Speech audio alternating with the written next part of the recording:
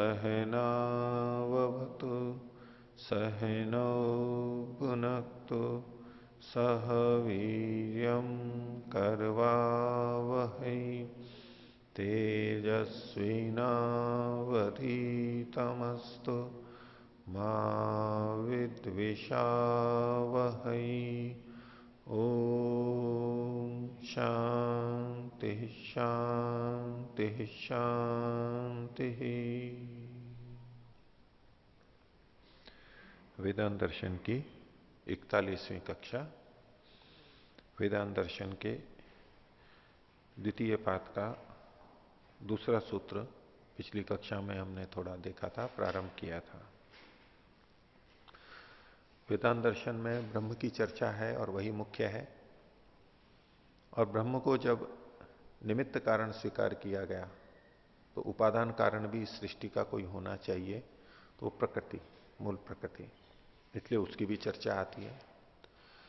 ब्रह्म की जब हम चर्चा करते हैं तो उसको, उसका हमारे साथ में संबंध, हमारी सृष्टि के साथ में संबंध ये भी हमें जोड़ना ही होता है, जुड़ ही जाता है। तो कार्य जगत, उसकी भी चर्चा आ जाती है। और ये सब आत्मा के लिए है तो आत्मा का भी विषय आ जाता है। लेकिन मूल बिंदु परमात्मा को, ब्रह्म को समझना, उससे संबंधित चर्चा करना ही यहां पर रहा है। तो पीछे जब ये सिद्ध कर दिया गया चर्चा करके बहुत बार अनेक अनेक तरीकों से कि ईश्वर है, प्रकृति है और आत्माएं हैं, इनका कारणत्व तो अलग अलग है। तो इस सृष्टि की उत्पत्ति का कारण परमात्मा को स्वीकार करने पर पूर्व पक्षी की तरफ से आक्षेप दिया गया कि यदि परमात्मा ने ही ये सब बनाया है तो इस संसार में जो गलत बातें हैं, विषमता है, न्यूनता है, हीनता है, विकलांगता है, रोग है, पीड़ा है, बाधा है, बेचैनी है, तड़प है, परतंत्रता है, जो भी विपरीत चीजें हो सकती हैं, तो ये भी परमात्मा ने ही की है। और उसमें परमात्मा पे अन्याय का भी दोष आएगा कि कोई दुखी है, कोई सुखी है, कोई अधिक दुखी है, कोई कम दुखी है, कोई अधिक सुखी है, कोई कम सुखी है। तो ये परमात्मा पे दोष आएगा। इसलिए परमात्मा को इस जगत का रचयिता, निमित्त कारण नहीं मान सकते। अब वो ऐसा करके परमात्मा की रक्षा कर रहा है, जो परमात्मा को न मान करके, सृष्टि का रचयिता न मान के, कि अगर मानेंगे तो परमात्मा पे दोष आएगा, वो परमात्मा को निर्दुष्ट रखना चाहता है। तो जब परमात्मा सृष्टि को बनाता है तो ये जो दोष हैं ये परमात्मा पे इसलिए नहीं आते क्योंकि ये सब कर्म सापेक्ष है, ऐसा समाधान यहां दिया गया। अब इसके ऊपर फिर प्रश्न आया कि जब सृष्टि पहले थी ही नहीं, इस सृष्टि से पहले कर्म तो तब करे जब पहले शरीर हो, सृष्टि तो थी नहीं, फिर कर्म कैसे हो रहे हैं? ये कर्म सापेक्ष वैषम्य कैसे हो सकता है? अर्थात ये तो परमात्मा ने अपनी इच्छा से ही किया है, स्वेच्छा से किया है, तो उसमें फिर दोष आएगा। और जो पुनर्जन्म को नहीं मानते हैं, पूर्व जन्म को नहीं मानते हैं, ऐसे जो मत संप्रदाय हैं, वो यही उत्तर देते हैं कि परमात्मा ने किसी को राजा, किसी को रंग, किसी को सेवक, किसी को स्वामी, ये क्यों बना दिया? ये सब बनाया वो परमात्मा ने बनाया, ऐसा ही मानते हैं वो। तो क्यों बना दिया? कहते हैं परमात्मा की मर्जी। अब संसार बनाया है तो सब चाहिए, स्वामी भी चाहिए तो सेवक भी चाहिए, दोनों ही चाहिए, इसलिए उसने बनाया। अगर सब एक जैसे होते तो सृष्टि कैसे चलती? अब उसमें वो अन्याय नहीं देखते, उसको वो अन्याय नहीं कहते, बोले आवश्यक है इसलिए। उसके लिए एक उदाहरण दे देते हैं कि जैसे हम घर बनाते हैं तो घर में क्या सारे कमरे एक ही जैसे बनाते हैं? न रसोई भी होती है तो शौचालय भी होता है। कोई कहे कि भाई एक ही जैसा बनना चाहिए, फिर तो शयन कक्ष जैसा है, बैठक जैसी है, वैसा ही एक ही जैसा बनाओ आप, ऐसे न्यायकारी हो तो। अब हम बनाते हैं तो अलग अलग बनाते हैं ना, तभी तो घर घर जैसा लगता है। सब चीजें अलग अलग चीजें होनी चाहिए। तो ऐसे ही ये परमात्मा ने संसार बनाया है तो इसमें स्वामी भी होगा, सेवक भी होगा, सफाई वाला भी होगा तो गंदगी करने वाला भी होगा, खाने वाले होंगे तो उगाने वाले भी होंगे। तो इसलिए परमात्मा ने बनाया। अब ये व्याख्या बहुत प्रचलित है, ये मानते हैं वो लोग ऐसा उस समय भी चल रहा होगा, ऐसा कुछ लोग मानते होंगे। तो प्रश्न तो खड़ा हो ही सकता है ना। तो परमात्मा पे विषमता का दोष नहीं आता, क्योंकि ये कर्म सापेक्ष है। जब कर्म माना है तो कर्म तो कब किए जीवात्माओं ने, जिसका फल अब दे रहे हैं, तो पहले ही किए होंगे, फल से पहले ही किए होंगे। जब ये शरीर मिला इससे पहले किए होंगे।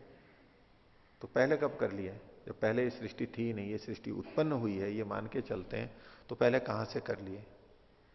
तो इसका उत्तर दिया था, ये अनादि है। आत्मा अनादि है और ये कार्य जगत, ये उत्पन्न नष्ट तो होता है लेकिन प्रवाह से अनादि है, प्रवाह से अनादि है। इसमें इसका उत्तर है कि ये अनादि काल से चल रहा है। तो जब हम अनादि की बात करते हैं तो ये सहजतया स्वीकार नहीं होता कि अनादि है क्या। फिर कैसे अनादि हो सकता है? कैसे अनादि होता है? सामान्य जब बच्चों से या किसी से भी परमात्मा के बारे में चर्चा करते हैं, बोले परमात्मा ने सृष्टि को बनाया, तो एकदम प्रश्न आता है कि परमात्मा को किसने बनाया?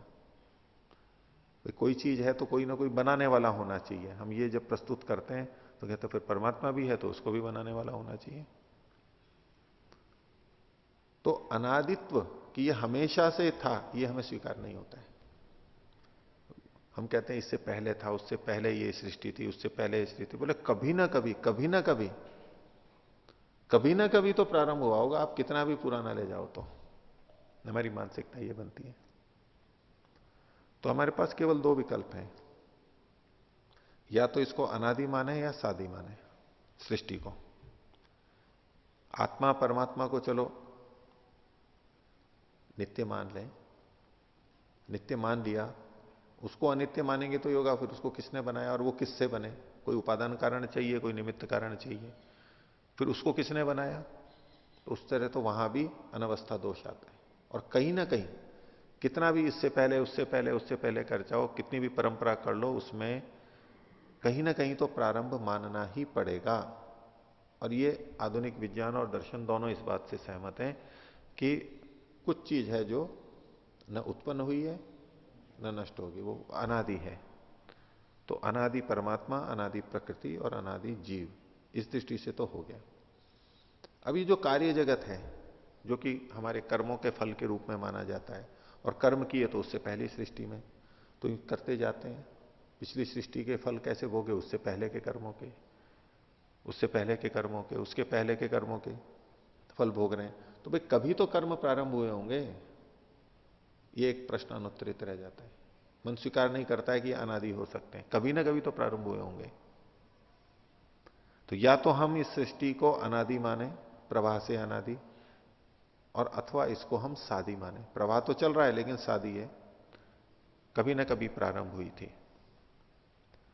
तो अनादि मानने में हमारे को स्वीकार नहीं होता, जो एक प्रश्न बचता है, भाई कभी ना कभी तो होनी ही चाहिए। मुझे पूछे क्यों होनी चाहिए कभी ना कभी? कभी ना कभी क्यों प्रारंभ होना चाहिए? उसका कोई उत्तर नहीं आता है। क्यों होनी चाहिए? और यदि हम इसको सादी मानते हैं तो अनेक प्रश्न खड़े हो जाते हैं। हम सादी माने या अनादि माने, प्रवाह से सादी या अनादि,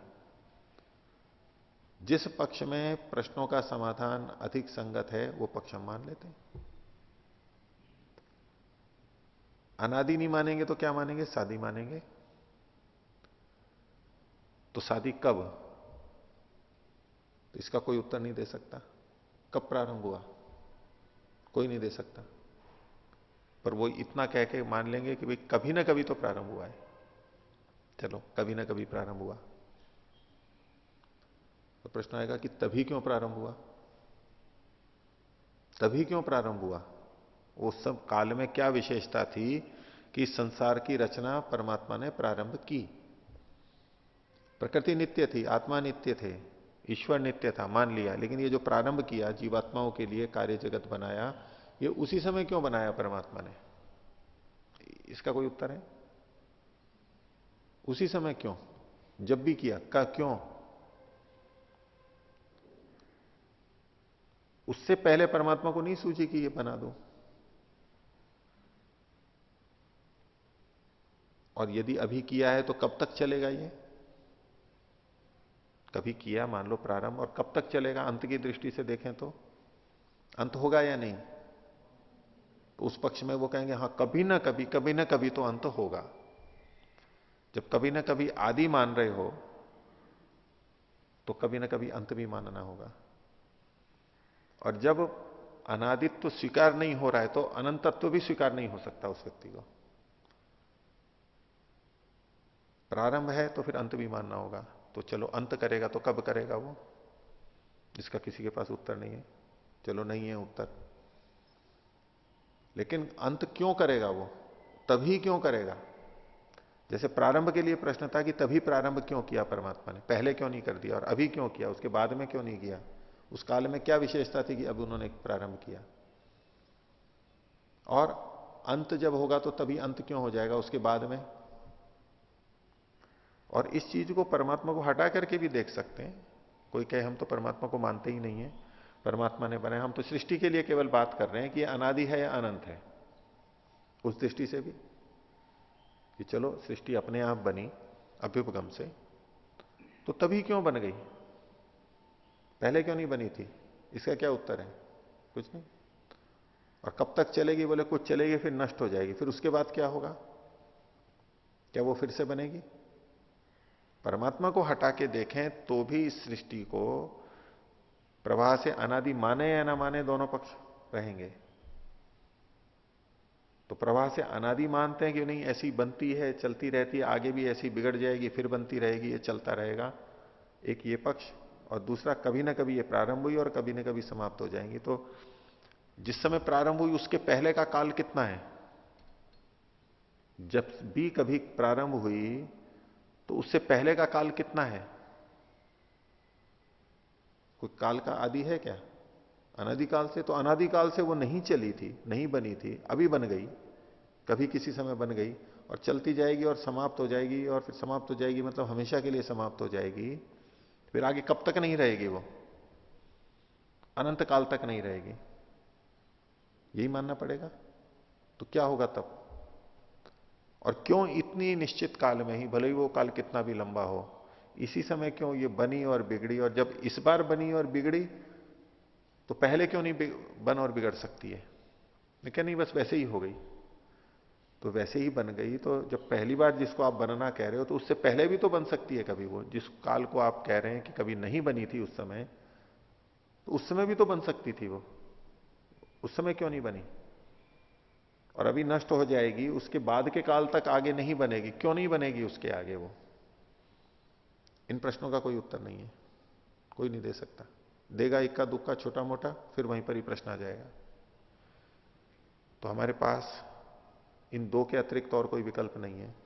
इस संसार को प्रवाह से अनादि माने या सादि माने, अनादि अनंत माने या सादि शांत माने, इन दो के अतिरिक्त कोई विकल्प नहीं है।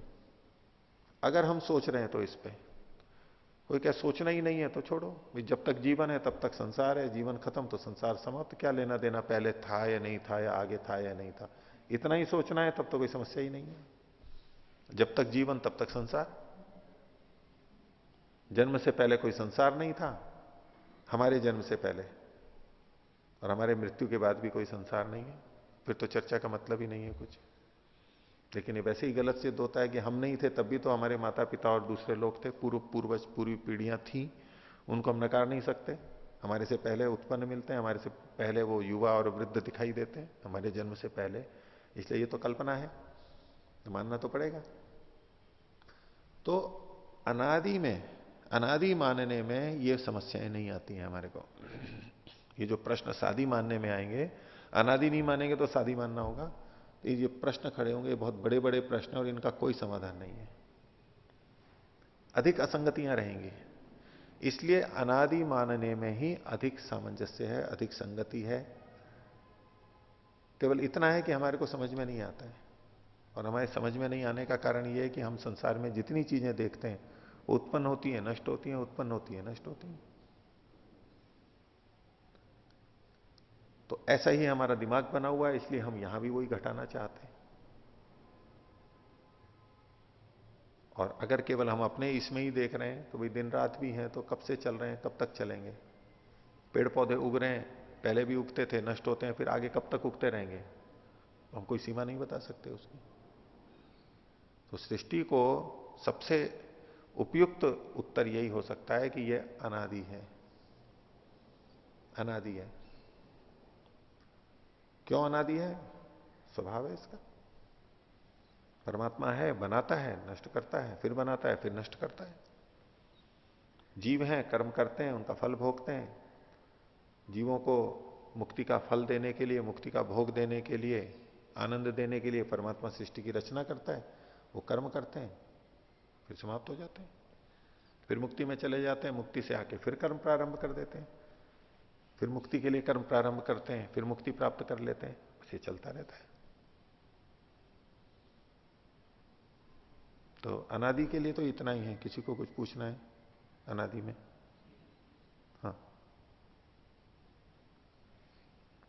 जी, अनादि मानने पर इसमें अनवस्था दोष क्यों नहीं मानेंगे कि पहले कभी हुआ फिर उसके भी पहले, ऐसे जैसे ईश्वर आदि में मान लेते हैं अनादि दोष, ये अब अनवस्था दोष, वैसे इसमें अनावस्था दोष किस में मानते हैं?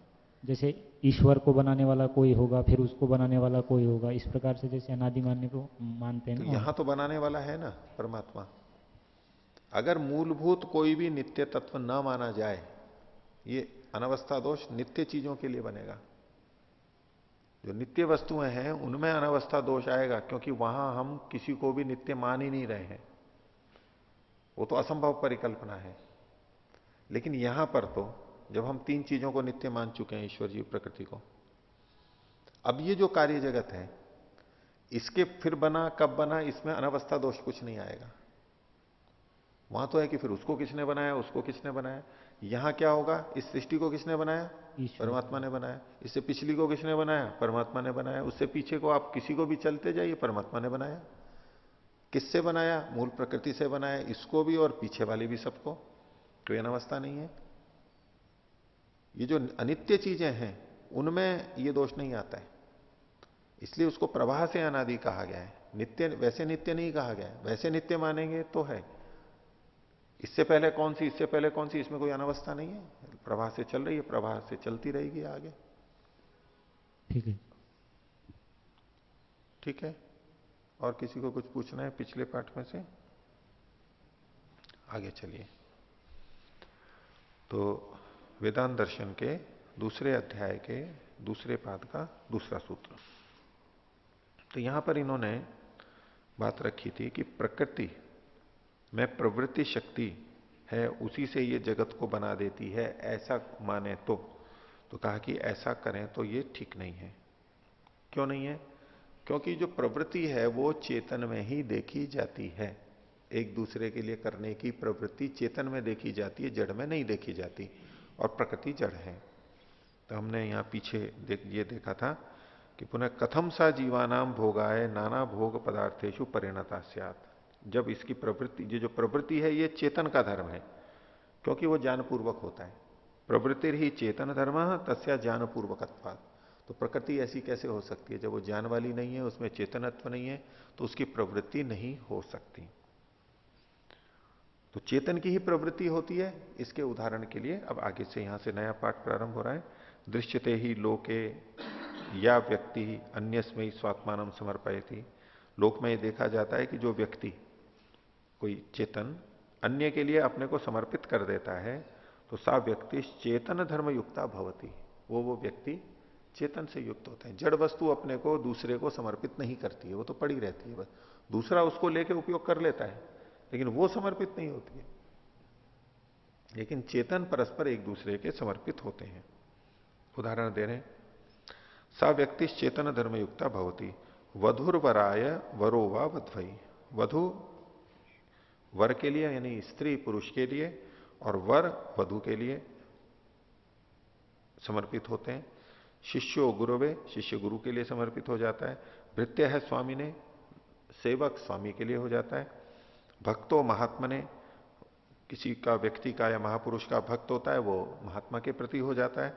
उपासक उपास्याय है, उपासना करने वाला उपास्य यानी परमात्मा के लिए समर्पित हो जाता है। वा इति। तो ये जितने जहां जहां हमें समर्पण देखा जा रहा है, जहां जहां हमारे में प्रवृत्ति देखी जाती है दूसरे के प्रति, वो चेतन के अंदर ही होती है, जड़ के अंदर ये नहीं होती है। तस्मात प्रकृति जड़त्वात न स्वतंत्रा स्वात्मान प्रवर्तयितुम शक्ता। तो प्रकृति जड़ होने से स्वतंत्र स्वतंत्र नहीं है, इसलिए अपने आप को प्रवृत्त नहीं कर सकती, प्रवृत्त करने में स्वतंत्र नहीं है। तो ये सूत्र का तो भाष्य हो गया। अब आगे शंकर भाष्य की विवेचना कर रहे हैं। अत्र शंकर भाष्य प्रधान से जगत रचना ये या प्रवृत्ति। शंकर भाष्य में प्रधान की यानी मूल प्रकृति की जगत की रचना के लिए जो प्रवृत्ति है, प्रवृत्ति होती है, उसके बारे में कहा जा रहा है। तो आगे का वचन शंकर भाष्य का है कि सापी यानी सा मतलब वो प्रधान प्रकृति भी न अचेतन से प्रधान से स्वतंत्र से उपपद्यते। सा का मतलब है प्रवृत्ति। वह प्रवृत्ति अचेतन प्रधान की स्वतंत्र रूप में नहीं होती है। अचेतन से प्रधान से स्वतंत्र से न उपपद्यते। जो अचेतन प्रधान और बिना किसी के अधीन हो, प्रकृति किसी के अधीन नहीं हो, वो अचेतन है। अचेतन जो प्रधान प्रकृति है उसकी अपने आप स्वतंत्र मतलब अपने आप प्रवृत्ति नहीं देखी जाती है। क्यों? जैसे कि मृदादिशु अदर्शनात्, मिट्टी आदि में न देखे जाने से, जैसे मिट्टी भी अचेतन है तो उसमें स्वयं प्रवृत्ति नहीं देखी जाती है। रथादिशु च, और रथ आदि में भी नहीं देखी जाती है, गाड़ियों में नहीं देखी जाती है। न ही मृदादयो रथादयो वा स्वयं अचेतना संतश्चेतनई कुलालादि भी अश्वादिभिर्वा न दीर्वा अनधिष्ठिता विशिष्ट कार्याभिमुख प्रवृत्तयो दृश्यन्ते। ये जो मिट्टी और रथ आदि हैं, ये स्वयं ही जो कि अचेतन है, अचेतन होते हुए स्वयं अचेतन होते हुए चेतन कुलाल और अश्व आदि के से अनधिष्ठित होते हुए, कुलाल का मतलब तो कुम्हार बनाने वाला, और अश्वादि भी यानी रथ की दृष्टि से अश्व का है, बिना अश्व के, इनके बिना इनके अधिष्ठित न हुए, इनके बिना विशिष्ट कार्य की तरफ प्रवृत्त नहीं देखे जाते हैं। ये बात तो ठीक हो ही गई, इस प्रसंग से अनुकूल है। ये शंकर भाष्य पूर्ण हुआ। इसके ऊपर ये कह रहे हैं इति कथनात् गम्यते। इससे ये पता लग रहा है कि प्रधान से अचेतन से स्वतंत्र से जगत रचना यही प्रवृत्ति न भवती, कि प्रधान जो कि अचेतन है उसकी स्वतंत्र रूप से जगत की रचना के लिए प्रवृत्ति नहीं होती है। लेकिन परतंत्र से परमात्माधीन से प्रधान से तो भवती, लेकिन जब ये इसको परतंत्र माने यानी परमात्मा के अधीन माने, तब तो इसकी प्रवृत्ति संसार के लिए होती है। तब ये पूछ रहे हैं तरही प्रधानमत्र स्वीकृतम। ये जो वर्णन किया इसमें प्रधान यानी मूल प्रकृति को स्वीकार कर लिया ना, जबकि उनके मत के अंदर तो प्रकृति अलग से, जड़ प्रकृति अलग से कुछ है नहीं, वो तो ब्रह्म ही है, केवल एक अद्वैत है। लेकिन इस व्याख्या में वो तो करना ही पड़ जाता है और कुछ उपाय ही नहीं है। तो कितना भी करें, जहां जब शास्त्र की व्याख्या कर रहे हैं, जो शास्त्र त्रैतवाद को मानता है, प्रकृति को मानता है, तो व्याख्या करते करते कहीं ना कहीं तो उसमें कथन में आ ही जाता है, उसके बिना कर ही नहीं सकते, व्याख्या ही नहीं कर सकते। तो यही कह रहे हैं, जो आप कल कह रहे थे वहां भी वही बात आ रही है। यहां इन्होंने इस बात को संकेतित किया कि भाई ठीक है, इस तरह तो प्रधान को तो मान ही लिया, फिर अद्वैत कहां रहा, अद्वैत कहां रहा। जो जड़ है, जब एक तरफ जड़ मान रहे हैं, अब अगर ब्रह्म का ही अंश ये होती, ब्रह्म से ही बनी होती, तो जड़ तो नहीं होती है। चेतन ब्रह्म से बनी हुई चीज जड़ कैसे हो सकती है? अगर वही उपादान कारण है तो चेतन से चेतन ही बनेगा, उसी जैसा बनेगा। न्यूनाधिकता कुछ हो सकती है, माने भी कोई तो, जबकि वो न्यूनाधिकता भी होनी नहीं चाहिए। अभ्युपगम से है माने तो भी, तो ये प्रकृति को तो अलग से जड़ इन्होंने माना ही है, स्वीकार कर ही लिया है। स्वामी विद्यानंद जी एक आर्य प्रतिनिधि सभा के प्रधान रहे हैं, महाविद्यालय में, कॉलेज में प्रोफेसर रहे हैं बहुत समय तक वो, और प्राचार्य रहे हैं, और फिर बड़ी अवस्था में सन्यास भी ले लिया था उन्होंने, और सार्वदेशिक प्रतिनिधि आर्य प्रतिनिधि सभा के प्रधान भी रहे हैं। उनकी एक पुस्तक थी, क्या शंकराचार्य अद्वैतवादी थे, गोविंदराम हासानंद से छपी हुई थी। उन्होंने प्रश्न इसलिए उठाया कि बोले उनको अद्वैतवादी अद्वैतवादी बोलते हैं। देखो इतने सारे उदाहरण हैं जिनसे पता लगता है कि ये तो अद्वैत को तो नहीं मानते थे, प्रकृति को मान रहे हैं, कहीं जीव को मान रहे हैं, जीव का परमात्मा का अंश उस रूप में जो ये अद्वैत की जिस तरह से आज व्याख्या प्रचलित है, तो बोले अगर वो वास्तव में अद्वैतवादी होते तो उनके इस तरह के वचन नहीं मिलते। उसमें उन्होंने बहुत सारे वचनों का संग्रह किया हुआ है, तो इन सबसे पता लगता है कि वो मूलतः अद्वैतवादी नहीं थे। परिस्थिति वशात उन्होंने जिस भी ढंग से प्रचार किया, प्रस्तुत किया, वो एक अलग बात हो सकती है, लेकिन मूलतः वो अद्वैतवादी नहीं थे। मूल सिद्धांत नहीं है और अद्वैत तत्वतः भी नहीं है, त्रैत ही है। चलिए आगे।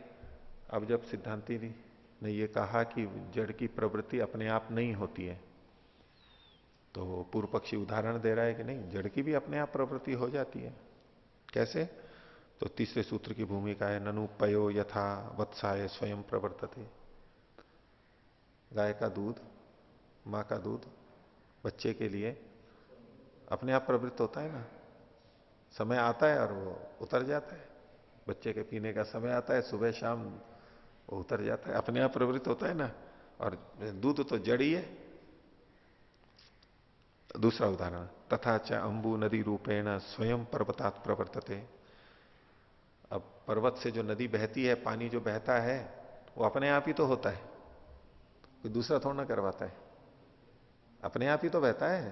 कोई प्रवृत्त करता है क्या? कि वो पंप लगा रखा है किसी ने, मोटर लगा रखी है कि भाई पानी बहेगा, अपने आप ही होता है। तो जड़ की भी अपने आप प्रवृत्ति देखी जाती है। तो अंबु नदी रूपेण स्वयं पर्वतात प्रवर्तते तद्वत प्रकृति रपि प्रवर्तेता। प्रकृति भी ऐसी प्रवृत्त हो जाएगी। तो इस विषय में उत्तर दिया जा रहा है। तीसरा सूत्र पयो अंबु बच्चे तत्रापि। पय और अंबु, दूध और जल के समान अगर कोई कहे प्रवृत्ति होती हो, तो बोले नहीं, वहां भी। वहां भी मतलब वहां भी चेतन प्रवर्तक होगा। कैसे? तो कहा पयो अम्बुवत प्रकृति रपि प्रवर्तेता इति चेद उच्चेता तरही नैवम वाच्यम। ये ठीक नहीं है कहना। कुतः? क्यों? तत्रापि चेतन निमित्ता प्रवृत्ति न स्वतंत्रा। दूध की प्रवृत्ति है वो भी चेतन निमित्तक है, वहां भी चेतन बैठा हुआ है तो होती है, नहीं तो अपने आप नहीं होती है। पयस प्रवर्तनम धेनवधीनम। धेनुरेव चेतन व्यक्ति पय प्रवर्तयति। तो दूध की प्रवृत्ति भी धेनु गाय के ऊपर निर्भर करती है। वो चेतन एक व्यक्ति है और वो ही दूध को प्रवृत्त करती है, बत्सा है अपने बच्चे के लिए। अंबु प्रवर्तनम च परमात्मा अधीनम उक्तम ही। और ये जो पानी की प्रवृत्ति है, ये तो परमात्मा के अधीन है, ये भी चेतन है, ऐसे ही नहीं आता है। तो उसके लिए प्रमाण दिया एतस्य वा अक्षरस्य प्रशासने गार्गी प्राच्यो अन्य अनद्य संध्यंते।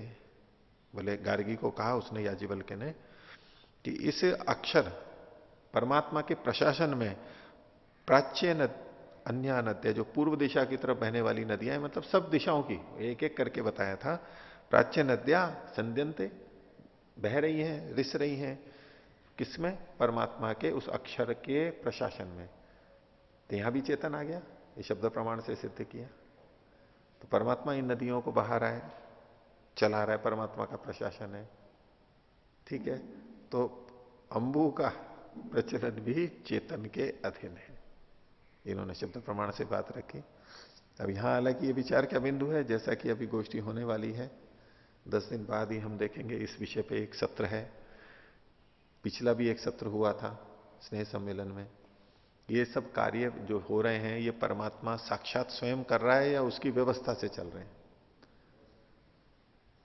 तो बहुत कुछ तो इसमें इतना तो हुआ था कि भाई अधिक पक्ष यही है कि ये परमात्मा की व्यवस्था से चल रहे हैं। तो कुछ का कहना है कि नहीं, परमात्मा ही कर रहा है, हर क्षण हर चीज परमात्मा ही कर रहा है, उनका था। लेकिन वो उसमें कुछ कम हुआ, अधिक झुकान इस तरफ है। लेकिन उधर पिछले वर्ष ये अधूरा छूट गया था, समय पूरा हो गया था कि आखिर अब ये बताएं कि कौन सी चीज परमात्मा साक्षात करता है और कौन सी चीज परमात्मा की व्यवस्था से होती है, ये निर्धारण करना है। वो इस बार की गोष्ठी का विषय है, पैनल डिस्कशन होगा।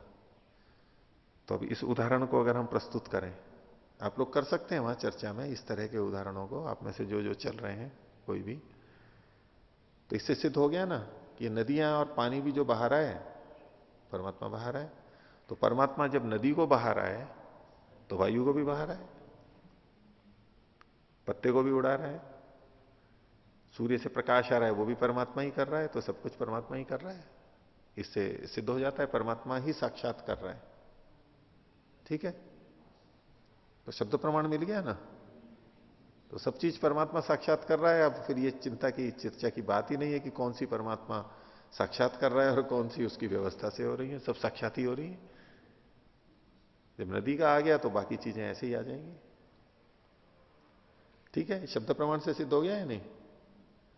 हो गया ना सिद्ध, या नहीं हुआ? प्रशासन,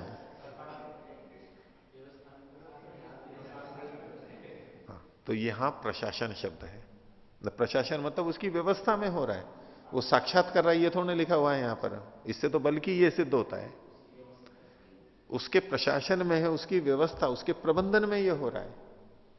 साक्षात कर रहा है ये इससे सिद्ध नहीं होता है। तो ठीक है, परमात्मा की व्यवस्था से होता है। उसने इस तरह के पर्वत बनाए हैं, ऐसे वृष्टि बनाई है, और जल के द्रव के जैसे गुण हैं उसके अपने भी हैं प्रकृति के, उसको इस तरह से बनाया है कि, और यहां तापमान ऐसा रखा है कि वो द्रव रहता है, द्रव रहता है तो नीचे की तरफ बहता है, उसकी व्यवस्था में हो रहा है। तो जो चीजें, इससे हम ये तात्पर्य लेंगे, दूध आदि तो चलो चेतन वहां हमारे को दिखाई दे रहा है, उसकी उपस्थिति है, लेकिन जल आदि प्रकृति की जो क्रियाएं हो रही हैं ये भी परंपरा से परमात्मा की व्यवस्था में ही हो रही हैं, साक्षात करे या ना करे। अभी हमें लग रहा है कि भाई पानी तो बह कर आया, अपने आप बह के आ रहा है, ढलान में बहता है, उसका स्वभाव है। वायु भी बहती है, उसका स्वभाव है। इसमें परमात्मा क्या कर रहा है? ये तो अपने आप हो रहा है। तो ठीक है, ये अपने आप हो रहा है और ये हमें मानना ही होता है। कभी हम भी कर देते हैं, चेतन के द्वारा भी इधर उधर होता है, और जो हो रहा है ये भी हम देखते हैं कि जड़ से जड़ भी प्रवृत्त होता ही है। अब नीचे हमने आग लगा दी है तो पानी उबलेगा, भाप ऊपर उठेगी। अब ये कौन कर रहा है? अब इसको हम कहें कि मनुष्य कर रहा है। तो मनुष्य साक्षात थोड़ा ना करता है उसमें कि पानी में जो उबाल आएगा, बुलबुले होंगे, भाप ऊपर उठेगी, उसको हम पकड़ पकड़ के थोड़ा ना ऊपर उठा रहे हैं।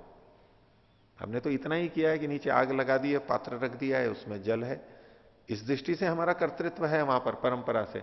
बाकी तो प्रकृति के अपने जो गुण हैं उसके अनुसार वो वैसा वैसा होता है। व्यवस्था हमने दे दी है और उसको करके हम इंजन चला लेते हैं, गाड़ियां चला लेते हैं वाष्प से जो चलती थी पहले, और भी कुछ भी ऐसा हो सकता है। तो ये हमने व्यवस्था की है, लेकिन हो किससे रहा है? प्रकृति के अपने गुणधर्म भी हैं, स्वभाव भी है, वो सब उससे होता है। लेकिन प्रशासन तो उसका है, परमात्मा का। तो प्रकृति भी अपने आप नहीं चलती है।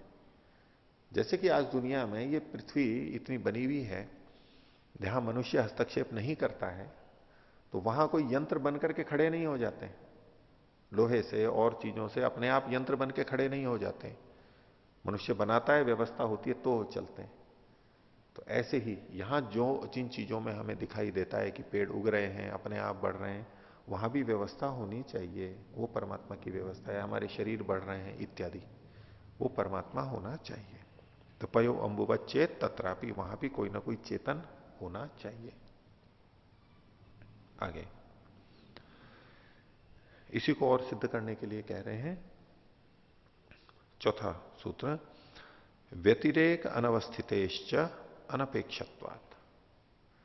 अनपेक्ष का मतलब है यदि परमात्मा की अपेक्षा न की जाए इस सृष्टि के रचना में, जैसा कि पूर्व पक्षी मानता है कि प्रकृति अपने आप ही प्रवृत्त हो जाएगी, तो उस रूप में अगर परमात्मा से अनपेक्ष ये प्रकृति चल रही है तो ये प्रश्न उठ रहा है क्या? व्यतिरेक अनवस्थित, व्यतिरेक की अनवस्थिति हो जाएगी, अवस्थिति नहीं रहेगी। ये व्यतिरेक क्या है? तो एक तो है सृष्टि का बनना, मूल प्रकृति से सृष्टि का बनना, यह है प्रवृत्ति, बन रहा है। मान लिया बिना परमात्मा के प्रकृति ने प्रवृत्ति की और संसार बना, तो उस तरफ उसकी गति हो रही है, बन गया। अब जब दोबारा प्रलय होगा उल्टा, वो कैसे होगा? ये जो वापस प्रलय में आना, यह है व्यतिरेक। अन्वय का विपरीत व्यतिरेक। अन्वय का मतलब तो हुआ कि मूल प्रकृति से कार्य जगत का बनना, ये तो होता चला जाएगा। लेकिन इसके बाद में जब ये बन गया, ये जीर्ण क्षीर्ण हो गया, नष्ट हो गया, उसके बाद जो ये प्रलय को प्राप्त होगा, वापस उल्टा चक्र चलेगा, वो कैसे होगा? उल्टा चक्र कैसे चलेगा? क्योंकि प्रकृति की प्रवृत्ति है तो एक प्रवृत्ति है तो वो तो वैसे ही चलती चली जाएगी। जैसे कि आज के विज्ञान में भी कहते हैं कि भाई जड़ वस्तु अगर गतिशील है तो वो गतिशील ही रहेगी, उसी प्रवृत्ति बदल के पलट करके नहीं आ सकती, विपरीत नहीं कर सकती। जैसे हम गाड़ी चला रहे हैं, हम तो इधर भी चला लेते हैं, जब चाहे तो मोड़ करके भी आ जाते हैं। लेकिन अगर कोई जड़ वस्तु यूं जा रही है तो जाते जाते अगर बाहर का कोई बल नहीं लग रहा है तो वो वैसे ही जाती जाएगी, लौट के नहीं आएगी, वो वैसे ही जाती जाएगी। उसकी एक ही तरफ एक ही दिशा में प्रवृत्ति होती है। चेतन होता है तो उसकी जाना और आना विपरीत भी होती है, इधर भी हो जाएगी इधर भी हो जाएगी। कोई कर्तुम अकर्तुम अन्यथा कर्तुम, कुछ भी इधर उधर कुछ वो हो सकता है। जड़ के अंदर ये नहीं देखा जाएगा, एक जैसा है बस वैसा ही चलता चला जाएगा। तो व्यतिरेक का मतलब है इस कार्य जगत का फिर से मूल प्रकृति के अंदर लीन हो जाना, बदल करके। अभी क्रम है बनने का, बन करके वापस वो मूल रूप में आ जाना, यह है व्यतिरेक। इसकी अवस्थिति ना होने से ये अपने आप नहीं हो सकता है। कई जने इस विषय में बात रखते हैं कि जैसे सूर्य से हमें प्रकाश मिल रहा है, वहां परमाणुओं के संलयन की क्रिया चल रही है, ठीक है। प्लाज्मा की स्थिति है, वो आपस में एक दूसरे में संलयन होते हैं, विघटन नहीं संलयन होता है। तो हाइड्रोजन मिलकर के हीलियम बना लेता है और उसमें बहुत ऊर्जा निकलती है, और वो ही हमारे को इतनी दूर होते हुए भी प्राप्त होती रहती है, औरों को भी प्राप्त होती रहती है। तो सूर्य में हाइड्रोजन हीलियम में बदलता जा रहा है, बदलता जा रहा है, बदलता जा रहा है। वो उसका भंडार बहुत ज्यादा है, इसलिए अभी चल रहा है। लेकिन चलते चलते चलते करते करते करते एक दिन वो सारी हाइड्रोजन समाप्त हो जाएगी, या कुछ कम स्थिति रहेगी तो वो प्रक्रिया बंद हो जाएगी। तो ये प्रक्रिया मान लो अपने आप शुरू भी हो गई, जैसे भी कहते हैं बिग बैंग हो गया, कुछ और हो गया, जिससे महाविस्फोट हुआ, उससे प्रक्रिया चली। तो चलते चलते चलते चलते आकर के मान लो एक समय में आकर के रुक जाएगी, वो तो उससे आगे थोड़ा ना जा सकती है। अब अगर ये सूर्य को दोबारा बनाना है, सृष्टि फिर से बननी है, तो वो जो हीलियम बन गया है उसको वापस हाइड्रोजन में बनना होगा, और तब फिर वो हाइड्रोजन का संलयन फिर से शुरू होगा, तब तो हमको प्रकाश मिलेगा, तब तो ऊर्जा मिलेगी, तब ये सृष्टि चल सकती है, जीव सृष्टि, नहीं तो नहीं चलेगी। तो ये प्रक्रिया जो अभी चल रही है, ये अभी चल रही है, हम कह सकते हैं प्रकृति का प्रवाह है, प्रवृत्ति है, चलती जा रही है, चलती जा रही है, कोई कर नहीं रहा है, अपने आप हो रही है। भाई चलो होते होते होते होते होते आके कब तक चलेगी वो, उसकी सीमा है ना, वहां जाकर के रुक जाएगी, फिर उसके बाद में वापस तो नहीं आ सकती वो। जैसे हमने ऊपर पानी चढ़ा दिया टंकी में, अब मान लो वहां नीचे आ रहा है, नीचे आ रहा है तो चलो अपने आप आ रहा है, नीचे आ गया, कब तक आएगा नीचे, तो समाप्त हो जाएगा। फिर क्या होगा, अगर हमें फिर चलाना है तो क्या होगा, फिर यहां से ऊपर भेजना पड़ेगा। ऊपर कौन भेजेगा, अपने आप तो जाने वाला नहीं है। उसकी प्रवृत्ति अगर नीचे की तरफ है आने की, तो वो ऊपर अपने आप नहीं जा सकता पानी, उसको तो फिर किसी को प्रयत्न करके चढ़ाना होगा। तो ये जो वापस पूर्व स्थिति में पहुंचना है, वो है व्यतिरेक। अभी सृष्टि चल रही है, प्रवृत्ति हो रही है, जब निवृत्ति होगी, प्रलय होगी, वो है व्यतिरेक। तो व्यतिरेक की अनवस्थिति होने से अगर चेतन को नहीं मानेंगे तो व्यतिरेक नहीं हो सकता है, मूल प्रकृति फिर नहीं आएगी, वापस पूर्व स्थिति में ये अपने आप नहीं जा सकती अगर अनपेक्ष मानेंगे तो। लेकिन चूंकि ये सृष्टि चलती रहती है, प्रवाह है, ये कोई पहली बार नहीं बनी है, पहली बार समाप्त नहीं है, तो चलनी ही चाहिए। तो इसको जो वापस बदल करके लाना है, उसको कोई करने वाला होना चाहिए। बच्चे फिसल पट्टी पे फिसलते हैं तो अपने आप फिसलते हैं, वैसे तो एक दृष्टि से तो ऊपर बैठ गए, थोड़े से आगे गए, अब फिर कोई प्रयत्न तो ना करते हैं, वो अपने आप जाते हैं। और जो छोटी फिसल पट्टियां होती हैं, अच्छी नहीं होती, वहां तो चलो फिर भी थोड़ा सा प्रयत्न करें। आजकल ये वाटर पार्क होते हैं, इसके अंदर वो इतना जोर से नीचे से ऊपर से आते हैं, यूं ही कुछ नहीं, बस तो छोड़ो और नीचे आते हैं, वहां तो कुछ भी नहीं करना होता। नीचे आ गए, फिर दोबारा करना है तो अब जो ऊपर जाता है चढ़ करके, वो अपने आप चला जाएगा क्या, नीचे तो अपने आप आ गए, लेकिन ऊपर तो फिर चढ़ना पड़ेगा। तो अगर चेतन को नहीं मानेंगे तो यह क्रम चल नहीं सकता है। यही बात सूत्र में कई भाष्य देखिए। अनपेक्षत्वात् निमित्त कारण से परमात्मनः स्वतो भिन्न से अनपेक्षत्वात्।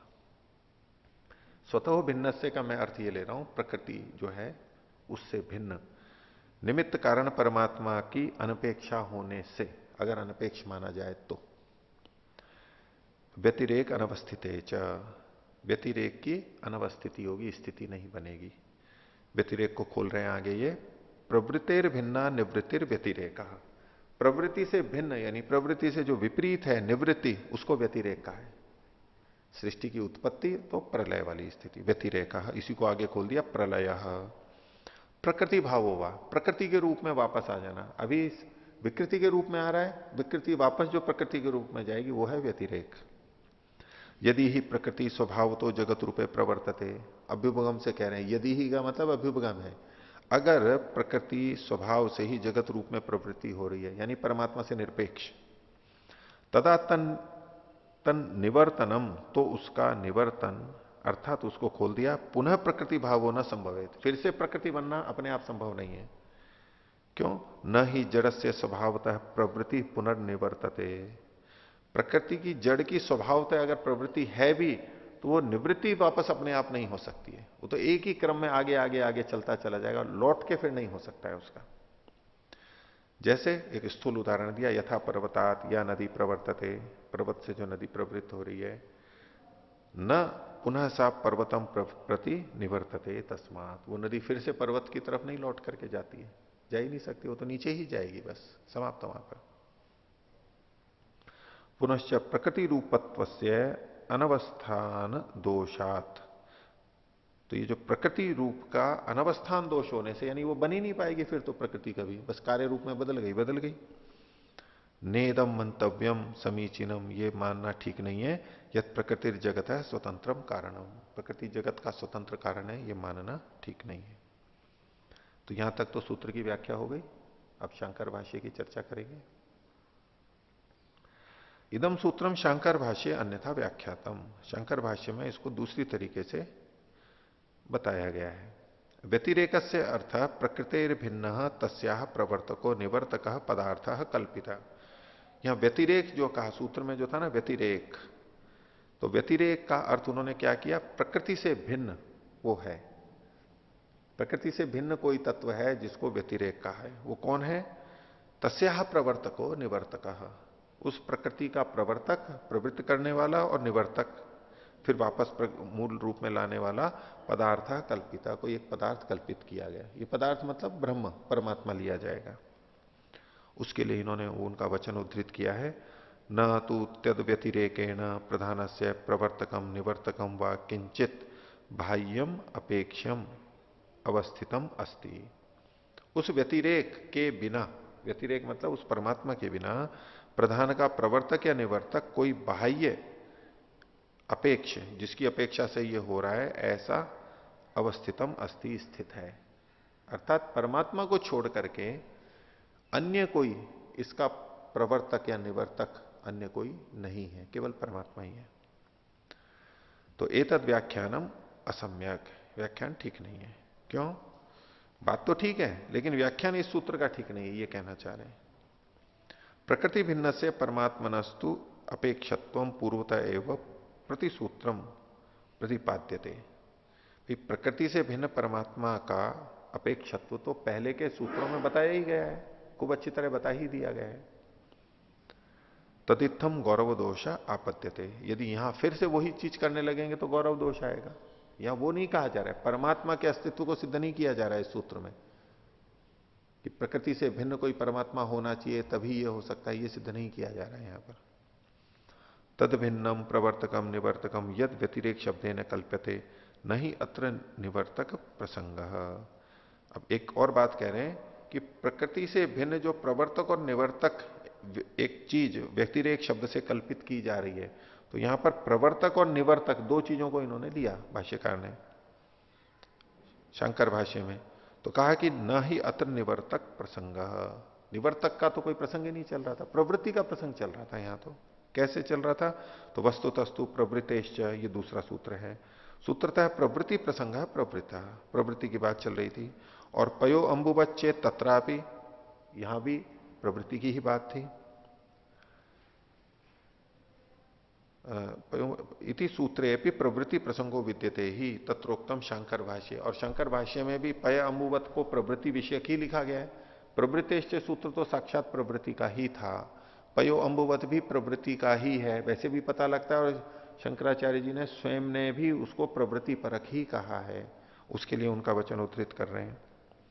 तत्रापि पयो अम्बुनो चेतनाधिष्ठित एव प्रवृत्ति इति अनुमीमहे।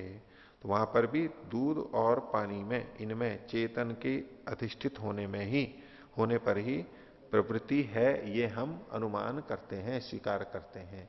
तो प्रवृत्ति को ही लिखा है यहां पर भी। तो तदत्र प्रस्तुत सूत्रे व्यतिरेक शब्दे न प्रवृत्ति व्यतिरेको निवृत्तिर गृह्यते।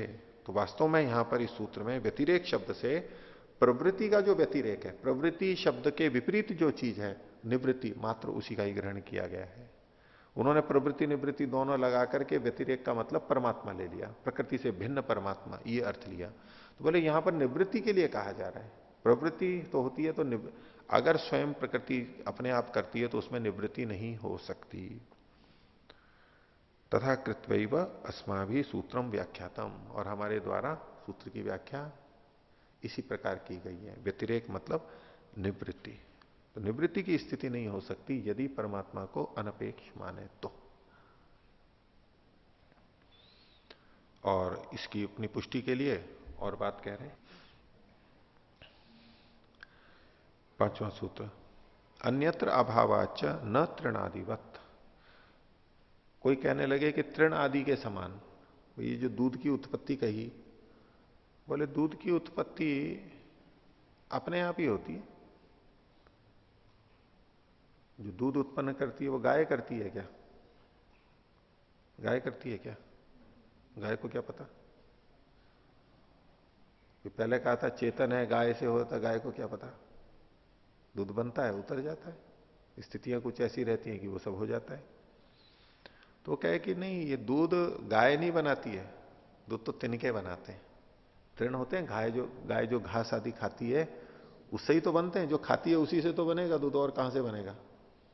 पचा करके। तो बोले ये तृण आदि हैं, यही दूध को बना देते हैं, इसमें आपको चेतन को मानने की क्या आवश्यकता है? ऐसा यदि कोई कहे तो उसके लिए उन्होंने कहा अन्यत्र अभावाच। बोले जितने भी लोग तृण खाते हैं उनको सबको तो दूध नहीं होता है, गाय को ही होता है, बैल को या सांड को तो दूध नहीं होता है। तो अगर तिनके ही बनाते होते तो फिर वहां भी बन जाना चाहिए था, जहां तृण है वहां भी दूध मिल जाना चाहिए था, लेकिन वो तो नहीं होता। इसका मतलब है तिनके तो नहीं बनाते। तो इसी बात को यहां पर कहा है अन्यत्र अभावाच, गाय के अतिरिक्त अन्य जगह, यानी स्त्री जाति को छोड़ के, स्तनधारी स्त्री को छोड़ करके बाकी जगह इसका अभाव देखा जाने से तृण आदि के समान। भाष्य देखिए, अथच न तृणादिवत प्रकृत्याख्यम अव्यक्तम तृणादिवत जगत रूपे परिणामते। कोई ये कहे अव्यक्त नामक, प्रकृति नामक जो अव्यक्त है वो तृणादि के समान जगत रूप में परिणत हो जाता है। कैसे? यथा ही तृणादिकम धिन्वादिभिर भुक्तम निरपेक्षम दुग्ध रूपे परिणमते। जैसे तिनके आदि गाय आदि के द्वारा खाए जाने पर निरपेक्ष रूप से दूध के रूप में परिणत हो जाता है, सभी गायों में हो जाता है। ठीक है, अपवाद तो होते हैं, पर ये तो निरपेक्ष रूप से बोल रहे हैं। तद्वत उसी प्रकार प्रकृतिरपि निरपेक्षा सती जगत रूपे परिणमेत इति चेत कथयेत। प्रकृति भी बिना किसी की अपेक्षा के, या निरपेक्ष का मतलब किस रूप में है? दूसरे चेतन की अब अनपेक्षा के, कि प्रकृति जैसे निरपेक्ष होती भी, परमात्मा से निरपेक्ष होती भी जगत रूप में बदलती है। तो तिनके आदि भी कोई दूसरा व्यक्ति उस तिनके से दूध नहीं बनाता है, वो तो अपने आप बन जाता है। अन्य चेतन से निरपेक्ष वो दूध का निर्माण कर देते हैं, ऐसे प्रकृति भी बना देती है। ऐसा कोई कहे तो नहीं तत्सम्य। क्यों? कुतः अन्यत्र अभावात। तो अन्यत्र तृणादिकम निरपेक्षम दुग्ध भावम न आपत्त्यते। तिनके आदि निरपेक्ष रूप से दूध को उत्पन्न नहीं करते, वो भी सापेक्ष है वहां पर। कैसे? यथो ही देनवादिभ्यो अन्यत्र बलिवर्दादिभिर भुक्तम तृणादि तत्र न दुग्ध भावम आपत्त्यते। तो धेनु को छोड़ करके बलिवर्द यानी बैल या सांड है, उनके द्वारा खाया हुआ तृण दुग्ध भाव को प्राप्त नहीं होता है। इसलिए ये स्वतः प्रवृत्ति नहीं है, निरपेक्ष नहीं है, सापेक्ष है, कुछ व्यवस्था बनी हुई है, उसके अनुरूप ही ये होता है। आगे देखिए छठा सूत्र, अभ्युपगमे अपि अर्थाभावात। अभ्युपगम से यदि मान भी लिया जाए कि प्रकृति अपने आप बना रही है, वैसे तो खंडित कर चुके हैं, लेकिन कहें कि भाई वो शायद अपने आप बना लेगी, ऐसा कहें तो अर्थाभावात, प्रयोजन का अभाव होने से वो प्रवृत्त हो ही नहीं सकती है, क्योंकि प्रकृति जड़ है, अचेतन है, और उसमें कोई प्रयोजन नहीं हो सकता है। न तो अपने लिए प्रयोजन हो सकता है, न दूसरे के लिए प्रयोजन हो सकता है।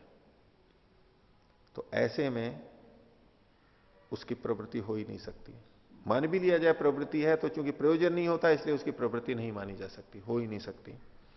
भाष्य देखिए, प्रकृत जगत रचना यही प्रवृत्ति है अनपेक्षाया स्वाभाविक्या अभ्युपगमे स्वीकार्य भी दोषा आपत्त्यते।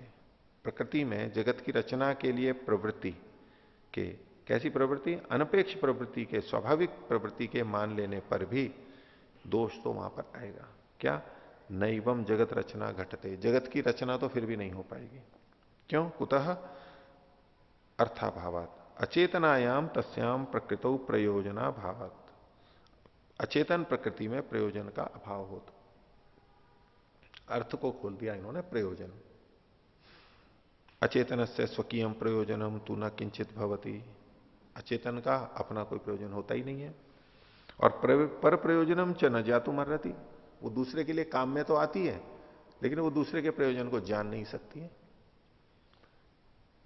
जड़ वस्तु का अपने लिए कोई प्रयोजन नहीं है, ये तो है, ठीक है, वो अपने काम में नहीं आती है जड़ वस्तु कभी भी, लेकिन दूसरों के तो काम में आती है। पर प्रयोजन वाली तो दिखाई देती है, लेकिन पर प्रयोजन को जानने की सामर्थ्य उसकी नहीं है। दूसरे के उपयोग में आती है, लेकिन दूसरे का प्रयोजन वो जानती नहीं है, इसलिए उसकी प्रवृत्ति नहीं मानी जा सकती। पर प्रयोजन के लिए तो है, लेकिन उसकी प्रवृत्ति अपने आप नहीं हो सकती है, क्योंकि उसमें जान ही नहीं है। तो पर प्रयोजनम च न जातुम अर्हति, दूसरे के प्रयोजन को वो जान ही नहीं सकती है। तस्मात् न तस्याः प्रवृत्ति स्वतंत्र वक्तुम उपयोक्तुम व शक्य थे, इसलिए उसकी प्रवृत्ति संसार बनाने की वो स्वतंत्र न तो कही जा सकती है और न वो सिद्ध की जा सकती है, उसमें कोई युक्ति तर्क नहीं है। तो अपने आप नहीं हो सकता। प्रकृति को, इसको कार्य रूप में बनाने के लिए चेतन परमात्मा को मानना ही होगा। अब फिर इसमें पूर्व पक्षी कह रहा है, बोले कुछ प्रवृत्तियां तो देखी जाती हैं जो अपने आप होती हैं। देखिए क्या बोलता है, तो न स्यात् अचेतने स्वप्रयोजनाय प्रवृत्ति, इतना तो ठीक है कि अचेतन में अपने लिए प्रवृत्ति नहीं होती है, लेकिन पर प्रयोजनाय तो खलु दृश्यते, दूसरे के प्रयोजन के लिए तो देखी जाती है। कैसे, पुरुष शरीरात शल्य निष्कर्षणाय अयस्कांत अश्मनः, किसी मनुष्य के शरीर में शल्य घुस गया हो, कोई लोहे का टुकड़ा घुस गया है शल्य, तो उसको निकालने के लिए अयस्कांत अश्म मतलब तो चुंबक, चुंबक उसको खींच लेता है, तो चुंबक से उसको निकाल सकते हैं, ऐसा कुछ होता होगा उस समय। तो तद्वत प्रकृतिरपि प्रवृत्ति पुरुषाणाम जीवानाम भोगाय संभवेत, तो प्रकृति की भी प्रवृत्ति जीवों के भोग के लिए हो सकती है, अपने लिए भले ही ना हो।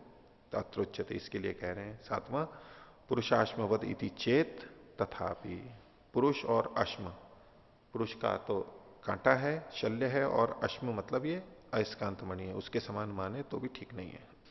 भाष्य में यही बातें हैं, पुरुष शरीरात प्राणी शरीरात शल्य निष्कर्षणाय अश्मनो अयस्कांत मणे चालन प्रवृत्ति यथा भवती, तो पुरुष के, चेतन के, प्राणी के शरीर से शल्य को निष्कारने के लिए अयस्कांत मणि में जो चालन की प्रवृत्ति होती है, उसको खींचने की प्रवृत्ति होती है, उसको चला देती है। तथा प्रकृतिरपि जीवात्मनाम भोग संपादनाय प्रवृत्त्या भवितव्यम इति, प्रकृति में भी जीवात्माओं के भोग के संपादन के लिए प्रवृत्ति को होना चाहिए, यह हम मान सकते हैं। तो तथापि दोष पूर्वक अवशिष्यते, फिर भी दोष तो रह जाएगा। कैसे, अयस्कांत मणौ तु सा प्रवृत्ति संसिद्धि की, अयस्कांत मणि में जो प्रवृत्ति है लोहे को खींचने की, ये तो स्वाभाविक है। न तद अपेतो अयस्कांत मणिर्भवती कदाचित, अयस्कांत मणि में तो उसकी रहितता नहीं, वो हमेशा खींचता ही रहता है, फेंकता नहीं है, वो उसको खींचता ही रहता है, एक ही तरफ प्रवृत्ति होती है। प्रकृतौ तु सा प्रवृत्ति न निरंतरा स्वीक्रियते किंतु कदाचित प्रवृत्ति कदाचित निवृत्ति, प्रकृति में तो एक नहीं होता है कि वो बनाती रहती है बनाती रहती है, नहीं, वो प्रलय को भी प्राप्त होती है। वहां तो दोनों तरह की प्रवृत्ति, विपरीत प्रवृत्ति देखी जाती है। अगर जड़ की प्रवृत्ति है तो वो एक ही तरफ होती रहेगी, दूसरी तरफ नहीं हो सकती है। तो प्रकृति की प्रवृत्ति निरंतर होती है, वो कदाचित प्रवृत्ति कदाचित निवृत्ति। अथच प्रलय काले जीवात्मनाम सन्निधे सत्यपि प्रकृति न प्रवर्तते। और बोले अगर जीवात्माओं के हित के लिए प्रकृति प्रवृत्त होती है तो प्रलय अवस्था में क्यों नहीं हो जाती है? उस समय क्यों नहीं जीवात्माओं का हित करने लगती है? अभी क्यों करती है? प्रकृति तो तब भी थी वो, वहां तो नहीं प्रवृत्त होती है। किंतु परमात्मा कृतिम अपेक्षते, लेकिन परमात्मा की क्रिया को, कृति को वो अपेक्षित करती है। यदा ही परमात्मा जगन निर्मातुम ईक्षते, जब परमात्मा जगत को बनाने की इच्छा करता है, तथा प्रकृतिम परिणमयति, तब प्रकृति को कार्य रूप में बदल देता है। पुनः प्रकृति जगत रूपे प्रवर्तते न स्वतः स्वभाव तो हुआ। और प्रकृति जो है फिर जगत रूप में प्रवृत्त होती है, न तो स्वतः होती है न स्वभाव, स्वतः स्वभावतः नहीं होती है। एवं प्रकृतो प्रवृत्ति निवृत्तो नियमेन परमात्मना परमात्मा विदधाति। इस प्रकार प्रकृति में प्रवृत्ति और निवृत्ति दोनों को परमात्मा ही धारण करता है। यतो ही जड़े परस्पर विरोधी ना धर्म वैविध्य न चेतन निरपेक्ष न भवितव्यम। जड़ों में परस्पर विरोधी दो क्रियाएं नहीं देखी जाएंगी, होगी तो एक ही तरह की होगी, बिना चेतन के हुए। यानी चेतन सापेक्ष होगा तो उसमें विपरीत चीजें देखी जा सकती हैं, नहीं तो एक ही तरफ प्रवृत्ति होगी। तो आज का पाठ इतना ही रखते हैं। प्रणव ध्वनि। ओ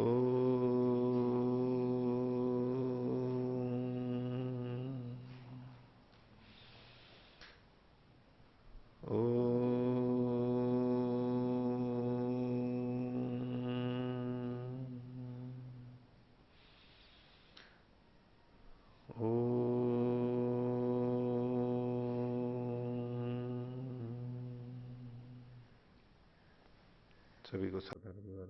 ओम